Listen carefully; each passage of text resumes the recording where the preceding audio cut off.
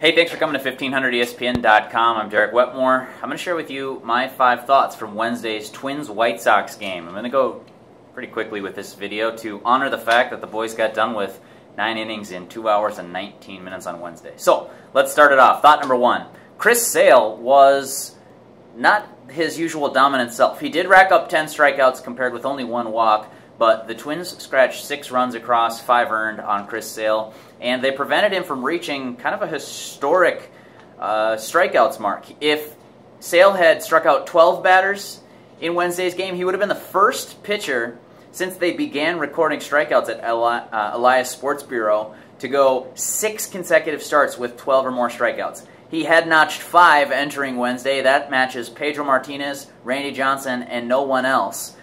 He would have been the first one to have 12 strikeouts in 6 consecutive starts, like I said, since Elias started tracking those, and that was in 1914.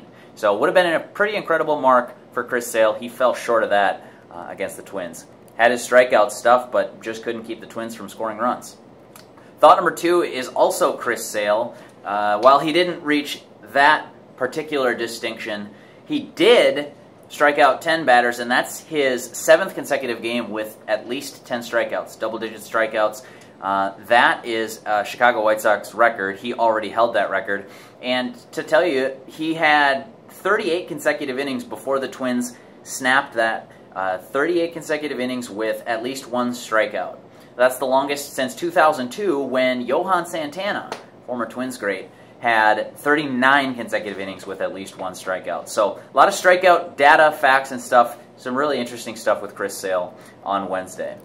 Thought number 3, on the other side of things, Phil Hughes was great for the Twins. He gave up just 1 run, a solo home run to Adam LaRoche. Other than that, he pitched 8 very good innings for the Twins. A lot of fly balls turning into outs. He was also getting some swings and misses. I think Phil Hughes might be kind of getting back on track to being the Phil Hughes that we saw in 2014, especially towards the end of the year when he was just incredible for the Twins. Wrote plenty about Phil Hughes in my 5 thoughts column. I'd encourage you to go to 1500ESPN.com and check that out for some of the stuff that why he thinks he might start to get rolling here and why his manager, Paul Molitor, thinks that's a realistic proposition as well. Thought number 4, Byron Buxton, the super prospect who spent about 10 days in the big leagues. Now he led off, and that's the 2nd time in his career, 2nd time this series, that Buxton has been in the leadoff spot. Both times against a lefty. He had a lot of success, 3 for 5 against John Danks on Monday. Not so much against Chris Sale on Wednesday. 0 for 4 with 4 strikeouts for Buxton. Not a good day at the plate. Sale was really able to use that fastball to throw it by Buxton early and often. Buxton had probably more than he could handle. I talked to Paul Molitor, Kurt Suzuki, and Buxton about sort of how a day like that might affect a top prospect, and the general feeling is that Buxton has the kind of mental resolve that won't matter so much. I think you're going to continue to see him bat at the bottom of the lineup against right-handers, with Paul Molitor picking his matchups against lefties. That'd just be my guess. Molitor didn't say how he's going to handle Buxton going forward. I don't know that we'll see him batting leadoff against tough lefties like Sale, but I think if you get a guy like John Danks and Paul Molitor feels like it's a good matchup for Buxton, you might see him at the top of the lineup some more. The Twins, both times he batted leadoff, had a lot of success. They scored 13 runs on Monday, 6 runs today. The 6 runs had nothing to do with Buxton today. As I mentioned, 0 for 4, 4 strikeouts. When I was playing, they called that a golden sombrero.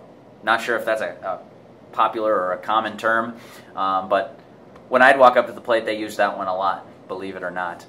So Buxton had a little bit more than he could handle today. I asked him if there's any special trick to how he could maybe flush a game like that and not let it affect him as the Twins go into the off day Thursday and then game in Milwaukee on Friday. Buxton said, no special tricks, just whatever. Kind of shrugged that off. He laughed a little bit about the tricks that it would take to shrug off sort of this slow start at the plate in the majors. Obviously a good day at the plate the last time he led off. But other than that, not a lot with the bat, even though there's been a ton to like about his speed, his outfield range, the glove, and his arm. He's adding to this team whether he's hitting or not. Thought number 5 is quick. The Twins had a couple of 3-run innings. They really put the game out of reach with their 3 runs in the 7th inning. Shane Robinson with a good night. He was 2 for 3 with a line out, being the only out. He also had an RBI. I wrote a story a couple of days ago. I'm not sure if you've seen it, but a story about Shane Robinson's family situation, his young daughter Harper, and some of the medical treatment that she's going through. Go to 1500ESPN.com and search for that story.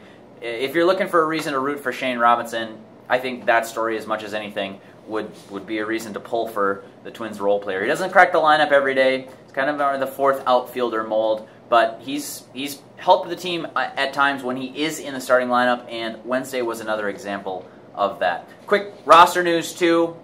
After Wednesday's game, the Twins optioned reliever Michael Tonkin. They're now down to 7 relievers in the bullpen. They did not call anybody up, but they will do so on Friday, before Friday's game. They're going to the National League Park, so I'll be curious to see if they add a bench bat, a positional flexibility, or if they're going to add an 8th reliever again and maybe go look at somebody like Alex Meyer, for example. Just spitballing, just pure speculation. The Twins have not said who that roster move will be, but we will find out on Friday, and I think that the fact that it's going to a National League Park and then from Milwaukee to Cincinnati, I think that plays into the reason they decided to make this move. That'll do it for this video. Go to 1500ESPN.com, check out my 5 Thoughts column, and if you haven't already, check out this week's Touch 'Em All podcast with Phil Mackey and myself talking Twins for about an hour. We recorded it Sunday evening, but there's still plenty of big picture stuff, not only on prospects, but we talked plenty about Meyer, Max Kepler, Kenny Vargas, Byron Buxton. I think some Mike Pelfrey stuff in that one too, if I'm not mistaken. Plenty of Twins discussion to get your Twins fix. That'll do it for this video, though. I appreciate you coming to the website and watching these videos all the time, even if it's bright outside and my pale complexion doesn't exactly light the screen. Thank you for watching. Until next time, I'll probably check in with you on Saturday on these videos. Follow all our Twins coverage, 1500ESPN.com or the mobile app. I'm Derek Wetmore. Thanks one last time for watching, and I will catch you next time.